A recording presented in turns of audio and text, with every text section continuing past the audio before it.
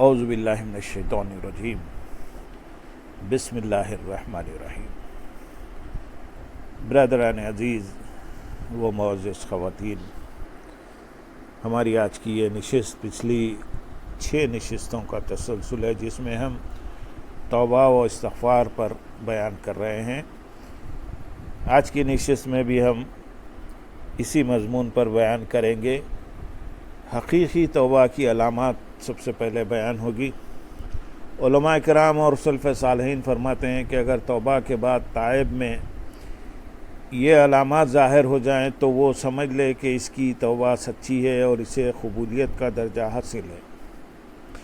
Number 1، خواہشات نفسانی سے مکمل چھٹکارا مل جائے۔ نمبر 2، گناہ سے ایسا چھٹکارا نصیب ہو جائے کہ باطن میں اس کا خیال بھی نہ آئے۔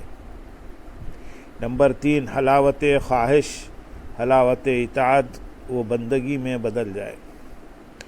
نمبر 4، ہر لمحے اللہ تعالیٰ کی رضا کا دھیان حاوی رہے۔ نمبر 5، نافرمانی سے قطع تعلقی اختیار کرے۔ نمبر 6، سلف صالحین کی پیروی اور نیکوکاروں کی صحبت کو اپنا شعار بنا لے۔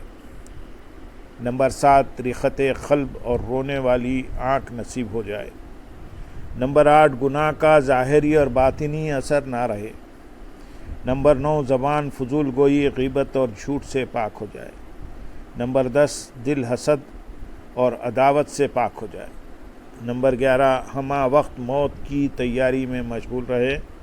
نمبر 12، ہر وقت گناہوں پر شرمسار اور اللہ سے مغفرت کا طلبگار رہے۔ نمبر 13، ہر لمحہ اللہ رب العزت کی فرمانبرداری میں سرگرم عمل رہے۔ نمبر 14، دل سے یاد الہی کے سوا ہر مسرت اٹھ جائے اور ہمیشہ آخرت کی فکر اور غم دامنگیر رہے۔ اگر کسی میں یہ تمام علامات موجود ہوں تو اس کا شمار ان لوگوں میں ہوگا جن کی شان میں اللہ تعالیٰ نے ارشاد فرمایا، سورۃ البقرہ آیت نمبر 222، ان اللہ یحب التوابین ویحب المتطہرین۔ بے شک اللہ بہت توبہ کرنے والوں سے محبت فرماتا ہے اور خوب پاکیزگی اختیار کرنے والوں سے محبت فرماتا ہے۔ توبہ سے محرومی کے اسباب، امام غزالی رحمۃ اللہ علیہ متوفی 505 ہجری نے کیمیائے سعادت صفحہ نمبر 627 میں صفحہ نمبر 627 سے 630 تک میں توبہ سے محرومی کے ان 5 اسباب بیان کیے ہیں اور ہر ایک کے ازالے کا طریقہ بھی بیان کیا ہے۔ پہلا سبب، گناہ پر اصرار کا مؤخر ہونا۔ پہلا سبب، گناہ پر فوراً سزا نہ ملنا ہے۔ اگر گناہ پر جو سزا اللہ تعالیٰ نے مقرر فرمائی ہے وہ گناہ سرزد ہوتے ہی ایک بیک نہیں ملا کرتی، ظاہر ہے جس فعل کا نتیجہ فوری طور پر نہ ملے ذہن میں اس کی وقت نہیں ہوتی، لہذا گناہ پر اصرار ہونے لگتا ہے اور انسان مزید گناہ پر گناہ کرتا چلا جاتا ہے۔ اس کا علاج یہ ہے کہ ہر انسان کو اس پر غور و فکر کرنا چاہیے کہ جو چیز ایک نہ ایک دن ضرور ہو کر رہے گی وہ قریب ہے، کیونکہ بعید تو اس کو کہا جاتا ہے جس کا آنا طویل مدت تک قرین قیاس نہ ہو۔ موت جس کا آنا یقینی ہے پھر اس کا وقت بھی مقرر نہیں ہے تو اس کے دور ہونے کے کوئی معنی ہی نہیں۔ کیا خبر آج ہی کا دن آخری دن ہو اور یہی مہینہ آخری مہینہ اور یہی سال عمر کا آخری سال ہو۔ موت کے اس پہلو کی طرف سے غفلت کرنا حماقت ہے۔ اس کے علاوہ یہ بھی سوچنے کی بات ہے کہ افلاس کے اندیشے سے معاش حاصل کرنے کی فکر میں انسان کیسے دور دراز کے سفر اور رنج و مصائب برداشت کرتا ہے۔ تو یہ بات لمحہ فکر یہ ہے کہ آخرت کی پائیدار زندگی کہ انسان کو اتنی بھی فکر نہ ہو جتنی دنیا کی جلد ختم ہو جانے والی ناپائیدار زندگی کی فکر اسے لاحق ہے۔ دوسرا سبب، نفس پرستی۔ توبہ سے محرومی کا دوسرا سبب نفس پرستی ہے۔ انسان کو اپنے نفس کی مرغوب خواہشات اور لذتوں کو چھوڑنا کتنا ناگوار گزرتا ہے۔ ذرا سوچیں کہ آج اگر نفس اس قدر لذات اور مرغوب خواہشات کا اسیر ہے کہ دنیا میں چند روز کے لیے ان ناپائیدار لذتوں کو چھوڑنا بھی اس کو شاق گزرتا ہے، تو کل آخرت کی دائمی نعمتوں کے چھوٹنے اور ہمیشہ کے لیے آگ میں جلنے کو وہ کس طرح برداشت کرے گا؟ لہذا انسان کو چاہیے کہ وہ آج ہی سے اپنا محاسبہ نفس کرے اور اللہ کے حضور توبہ استغفار کر کے اللہ کو راضی کرنے کا سامان کرے۔ تیسرا سبب توبہ میں تاخیر، تیسرا سبب نفس امارہ ہے۔ یہ انسان کو کاہلی کا درس دیتا اور اس کے دل میں یہ وسوسہ ڈال دیتا ہے کہ ابھی اتنی عمر پڑی ہے، توبہ کی اتنی جلدی کیا ہے، 4 دن عیش سے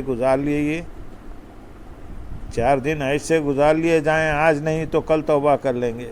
غرض اسی طرح دن پر دن گزرتے جاتے ہیں اور توبہ کی توفیق نہیں ہوتی۔ آج کل کرتے کرتے وقت پورا ہو جاتا ہے، حتیٰ کہ موت آ جاتی ہے۔ بس اگر گناہ پر اصرار کرنے کا باعث یہ نفس امارہ ہے تو انسان کو تدبر کرنا چاہیے کہ انجام کا حال کسی کو معلوم نہیں۔ کون جانتا ہے کل کیا ہوگا؟ کون کہہ سکتا ہے کہ تم کل زندہ رہو گے یا نہیں، اور توبہ بھی نصیب ہو سکے گی یا نہیں؟ خوب یاد رکھیں کہ نفس کی لذت کا چھوڑنا آج دشوار ہے، تو کل جب نفس کی لذت کی خواہش اور مضبوط ہو جائے گی تو اس سے کیوں کر جان چھوٹ سکے گی۔ اس کی مثال ایسے ہی ہے جیسے آپ کو کسی پودے کو اکھاڑنے کا حکم دیا جائے اور آپ کہیں کہ جناب اس سال تو نہیں، ہاں اگلے سال اکھاڑوں گا، حالانکہ یہ بات آپ خوب جانتے ہیں کہ وہ پودا تناور درخت بن جائے گا اور اس کی جڑ روز بروز مضبوط ہوتی جائے گی اور آپ کی قوت بازو کم ہوتی جائے گی۔ پس جس درخت کو آج نہیں اکھاڑ سکے تو آئندہ سال کس طرح اکھاڑ سکے گا؟ چوتھا سبب نفس کی ہیلا جوئی۔ توبہ کی توفیق نہ ملنے کی چوتھی وجہ یہ ہے کہ انسانی نفس نے اللہ تعالیٰ کے عفو و کرم کو اپنی آرزو اور آڑ بنا رکھا ہے۔ وہ سمجھتا ہے کہ اللہ تعالیٰ کو ہمارے گناہوں کی پرواہ ہی کیا ہے، وہ بڑا غفور الرحیم ہے، سارے گناہ بخش دے گا، جبکہ یہ نفس کی مکاری اور ہیلا جوئی ہے۔ حضرت شداد بن اوس رضی اللہ تعالیٰ عنہ روایت کرتے ہیں کہ حضور نبی اکرم صلی اللہ علیہ وسلم نے ارشاد فرمایا، عقل مند وہ ہے جو اپنے نفس کا محاسبہ کرے اور موت کے بعد کے لیے عمل کرے، اور عاجز وہ ہے جو اپنے آپ کو خواہشات کے پیچھے لگائے رکھے اور اللہ تعالیٰ سے امید رکھے۔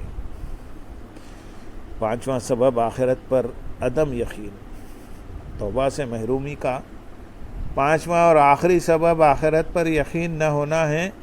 اس عدم یقین کی بنا پر انسان جلد توبہ نہیں کرتا، کیونکہ اسے دنیا حاصل کرنے میں زیادہ رغبت ہوتی ہے اور دین کی طلب میں غفلت اس کے لیے تساہل کا باعث بن جاتی ہے۔